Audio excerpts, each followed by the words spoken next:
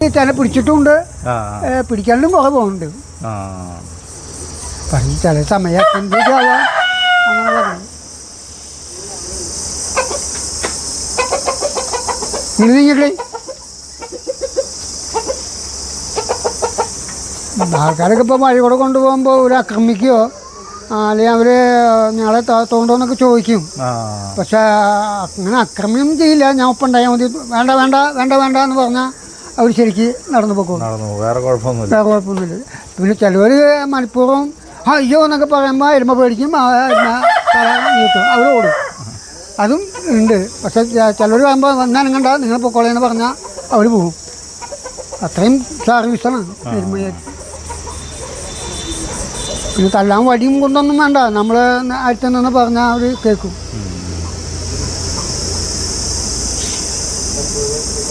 അത് നമ്മളുടെ ശീലം കൊണ്ട് അവരും നല്ല രീതിയിൽ നിൽക്കും. ഇതിനിപ്പോൾ എത്ര പാല് കിട്ടിയിട്ടുണ്ടാവും? ഇതിലിപ്പോൾ ചെനയാണ്. മുന്നേ ഇതിനൊരു 11 ലിറ്റർ വരെ കിട്ടിയിട്ടുണ്ട്. 11 ലിറ്റർ കിട്ടിയിട്ടുണ്ട്. അത്യാവശ്യം സൈസുമുള്ള എരുമയാണ്. പിന്നെ കറവ് കഴിഞ്ഞ് പിടിക്കുന്നവർക്ക് ഇത്തിരി മെനക്കെടാണ്. പിടിച്ചു വരുമ്പോൾ ഇത്തിരി ക്ഷീണമൊക്കെ വരും. അത് കഴിഞ്ഞ് പിന്നെ ശരിയായി വരും. എരുമകൾക്ക് പിന്നെ ചെന പിടിച്ചാൽ കൂടുതൽ അങ്ങനെ കറപ്പിക്കുന്നില്ല. ഒരു 3 മാസമൊക്കെ കൂടി ഒന്ന് എത്തിക്കാൻ പറ്റുള്ളൂ. അപ്പോഴേക്കും അവർ പാലില്ലാണ്ടാവും, പിന്നെ ദിവസം മീകണ്ടാവും, പിന്നെ ഇടയ്ക്കിടയ്ക്ക് പിന്നെ കളഞ്ഞ് അത് അവസാനിപ്പിക്കാണ്ടാവും. പശുക്കളുടെ മാതിരിയാണ് നീണ്ടു നിൽക്കില്ല. 7 മാസം വരയ്ക്കൊന്നും കിട്ടില്ല.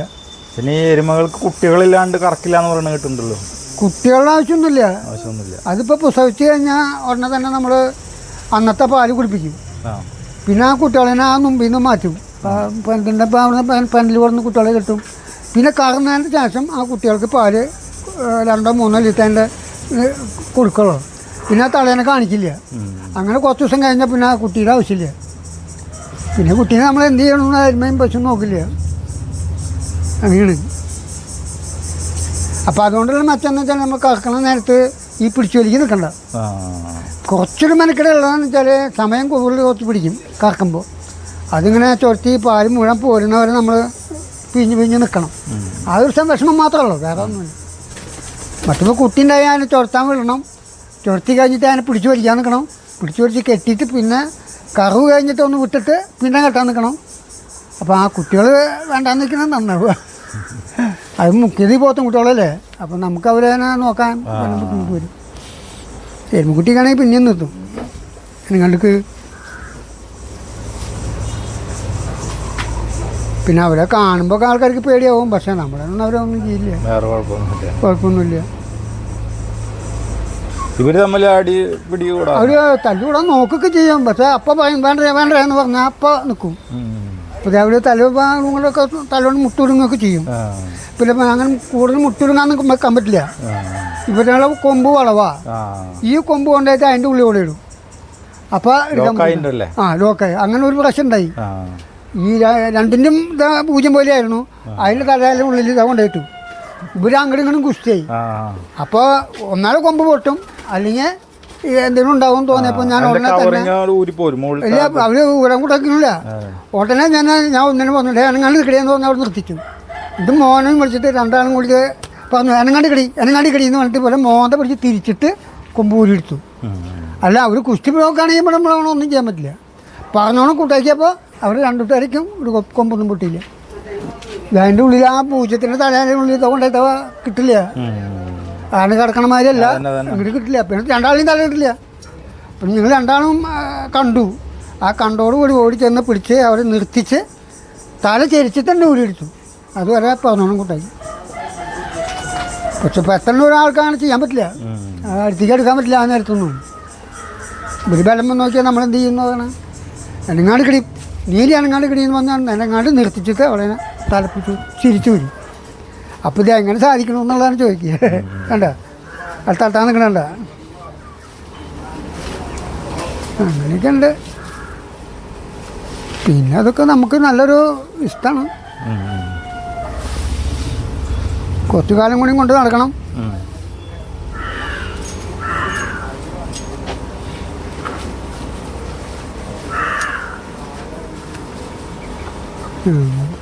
കോഴികളൊക്കെ ഇത് മൃഗാശുപത്രിയിൽ നിന്ന് വാങ്ങിച്ചാണ് അത്? അല്ല, പുറത്തുനിന്ന് മേടിച്ചതാണ്. പുറത്തുനിന്ന് വാങ്ങിച്ചു. അത് ഈ കോഴിയൊന്നും ഉണ്ടായിരുന്നില്ല. ഈ ചാണം ഉണക്കാൻ വേണ്ടിയിട്ട് ഒരാൾ പറഞ്ഞു എന്നോട്, കോഴികളെ മേടിച്ചാൽ ഇങ്ങനെ ഉപകാരം ഉണ്ടെന്ന് പറഞ്ഞു. അപ്പം അങ്ങനെ ഞങ്ങൾ ഒരു 5-8 മേടിച്ചു. അവരൊക്കെ നല്ല ഉപകാരം തന്നെ ചെയ്യുന്നത്. നല്ല പണി എടുക്കേണ്ടവർ. ചാണം പൊടിയാക്കാൻ അവർ ഒന്നാമത്തെ ആൾക്കാരാണ്. മഴക്കാലത്ത് ഇപ്പം എങ്ങനെയാണ്? മഴക്കാലത്തൊക്കെ ഞങ്ങൾ ചാണം കൂടുതൽ ഭാഗം ഈ 3-4 പറമ്പുകളിൽ പുല്ലുണ്ട്. അപ്പോൾ ആ പുല്ല് വെട്ടി കഴിഞ്ഞാൽ ഉടനെ തന്നെ അതിൻ്റെ ആ ചല്ല് കൊണ്ടുപോയിട്ട് കൊടുക്കും കുറേ. അപ്പം അങ്ങനെ ആ പുല്ലങ്ങോട്ട് വളർന്നോളും. പിന്നെ ചിലവരൊക്കെ തെങ്ങിന് വേണമെന്ന് വന്ന് മേടിക്കാനൊക്കെ വരും. അപ്പോൾ അവർക്കും കൊടുക്കും. അങ്ങനെ ഉപയോഗിച്ച് പോകുന്നുണ്ട്. മൂത്രം ഒഴിച്ച് വെക്കാറുണ്ടോ? ഇല്ലില്ല, മൂത്രം ഒഴിച്ചാലില്ല. ഇതിൻ്റെ മൂത്രം നല്ലതാണല്ലോ. മൂത്രം നല്ലതാണ്. അതൊക്കെ നിങ്ങൾ ടാങ്കിലേക്ക് വിട്ട് 3-4 ടാങ്കുണ്ട് എൻ്റെ ഉള്ളിൽ. അത് അവിടെ വച്ചിച്ച് കളയുന്നത്. ഇവിടെ മുകളിൽ വൃത്തികേടൊന്നും ഉണ്ടാവില്ല. ഒരു താങ്ങിന് വിടുക, മറ്റു താങ്കിലേക്ക് വിടുക, അങ്ങനെ മാറ്റി മാറ്റി വിടുക. അപ്പോൾ ആ വിട്ട് കഴിഞ്ഞാൽ പിന്നെ കൊച്ചാൾ ചെയ്യുമ്പോൾ നോക്കുമ്പോൾ ആ കൊച്ചൻ മാത്രം നമുക്ക് കിട്ടും. ആ തെളിവെള്ളം മാത്രം വെച്ച് പോകും. പിന്നെ നമ്മൾ പാടത്തേക്ക് അങ്ങനെ തുറന്നിടാനോ ഞാൻ അങ്ങോട്ട് പോലെ അങ്ങോട്ട് പോലെ നീ അങ്ങോട്ട് പോകണ്ടോ? നീ ഇടുക. ആ, അങ്ങനെയൊക്കെയാണ് കാര്യങ്ങൾ നടക്കണം. ാണ് തോന്നണം കൂടുതൽ ഭാഗം ഉള്ളത്. പശുക്കള് ഇപ്പോൾ വില ഇപ്പം എങ്ങനെയാ? പശുമ്പാലിന് ഇപ്പോൾ 70 രൂപയൊക്കെയാണ് കൊടുക്കുന്നത്. വീട്ടിൽ കൊണ്ടു കൊടുക്കുന്നത്. സൊസൈറ്റിയിലാകുമ്പോൾ നമുക്കൊരു 50 രൂപ താഴെ കിട്ടുന്നുണ്ടാവുള്ളൂ.